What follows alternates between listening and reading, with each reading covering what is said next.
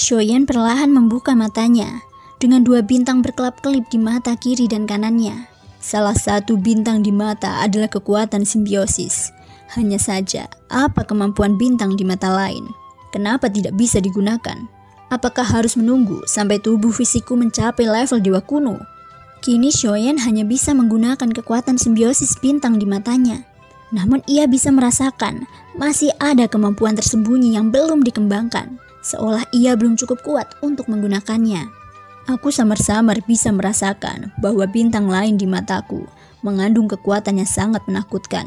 Tapi aku tidak tahu bagaimana menggunakannya. Shoyan mencoba merasakannya, tapi sepertinya ada kekuatan yang menghalanginya, membuatnya mustahil untuk menggunakannya atau bahkan memata-matainya. Dengan cara ini, tampaknya memberitahu Shoyan bahwa sekarang dia masih terlalu lemah dan tidak layak menggunakan kekuatan ini sama sekali. Hal ini membuat Shoyan menjadi sangat penasaran dengan kemampuan bintang lain di matanya. Jin Hwansen, di antara keabadian fisik klan Hwansen, apakah ada banyak keabadian fisik dengan dua bintang di matanya? Kata Shoyan. Sebelumnya, Shoyan hanya bisa menjelajahinya sendiri. Tetapi sekarang, dia memiliki Jin Hwansen di dalam tubuhnya. Seorang senior keabadian fisik yang hanya tersisa jiwa. Di masa lalu, Shoyan berjanji akan membawanya keluar dari gerbang kuno dan membiarkannya melihat dunia lagi. Namun sampai sekarang, jiwa Jin Hwansen selalu setia berada di dalam tubuh Shoyan. Shoyan bahkan bisa merasakan bahwa jiwa yang tersisa milik Jin Hwansen semakin melemah dengan lambat. Mungkin dalam waktu dekat, Jin Hwansen yang dulunya orang kuat dari klan Hwansen akan sepenuhnya menghilang dari dunia ini dan menghilang selamanya dalam sungai waktu yang panjang. Keabadian fisik dengan bintang ganda di matanya ya. Biarkan aku memikirkannya. Banyak kenangan yang semakin kabur sekarang. Tapi aku mungkin ingat bahwa memang ada banyak orang dengan bintang ganda di matanya. Jin Hwansen menanggapi Shoyan di dalam hatinya. Pernyataan ini langsung membuat Shoyan merasa bahwa bintang gandanya tidak istimewa, sehingga ada begitu banyak orang yang memiliki bintang ganda di matanya. Jin Hwansen lalu melanjutkan, tetapi meskipun banyak orang yang memiliki bintang kembar di matanya, sangat sedikit yang bisa melepaskan kemampuan kedua bintang tersebut. Bahkan di zaman kuno, hal ini hampir jarang terjadi. Saat penjelasan kedua Jin Hwansen keluar, minat Shoyan kembali meningkat. Oh, lalu bagaimana cara menampilkan kemampuan bintang kedua di mata? Shoyan bertanya dengan heran. Jin Hwansen lalu menjawab, ini tidak dapat ditentukan. Aku sudah kehilangan terlalu banyak kenangan, sehingga tidak dapat memberikan jawaban yang akurat. Bintang di mata adalah kemampuan unik dari kultivator keabadian fisik. Apakah kemampuan itu dapat dibangkitkan sepenuhnya akan bergantung pada bakatmu sendiri. Tentu saja, itu juga berhubungan langsung dengan ranah kekuatanmu sendiri, kata Jin Hwansen.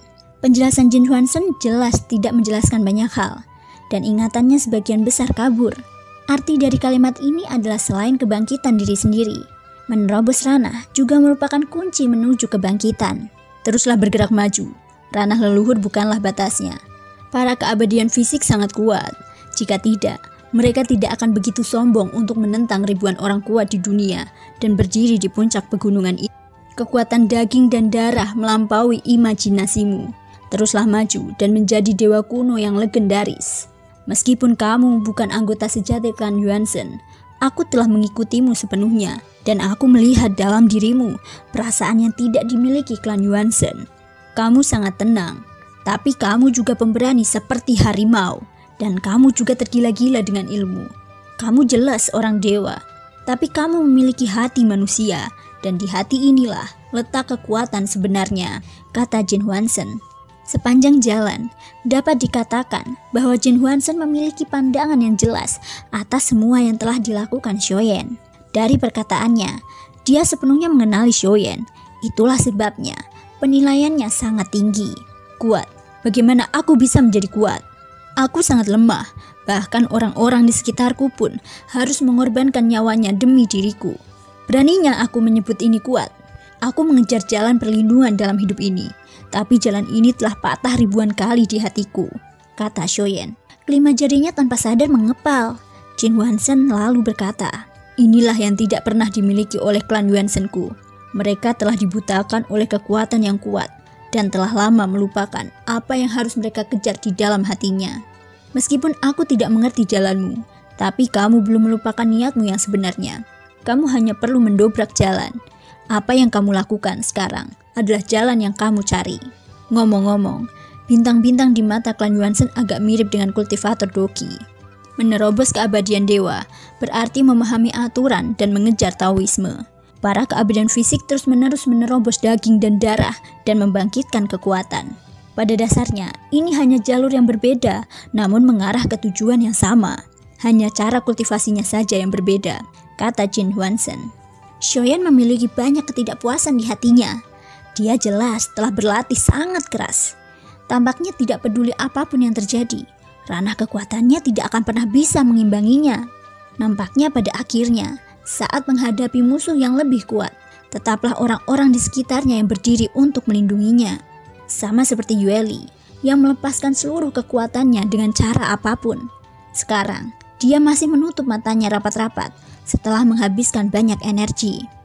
Mengapa kamu meremehkan dirimu sendiri? Mengapa kamu menganggap dirimu lemah? Apakah itu karena pertarunganmu dengan orang bernama Suqian Taiyi sebelumnya? Tahukah kamu seberapa kuat musuh yang kamu hadapi? Itu adalah keabadian dewa tingkat kelima, juga dikenal sebagai hati kaisar. Bahkan jika orang kuat seperti itu ditempatkan di dunia luas di masa lalu, mereka adalah orang yang sangat langka dan kuat. Hanya sedikit dari mereka yang sekuat itu. Eksistensi keabadian dewa tingkat kelima sebanding dengan dewa kuno yang kuat dari klan Yuanzhenku. Di mata para dewa kuno dari klan Yuanzhen, hanya mereka yang memiliki kekuatan superior yang bisa menjadi musuh mereka. Sekarang kamu masih berada di alam leluhur, dan sungguh luar biasa bisa bertarung dengannya sampai titik ini. Sejujurnya, aku bahkan mengagumimu.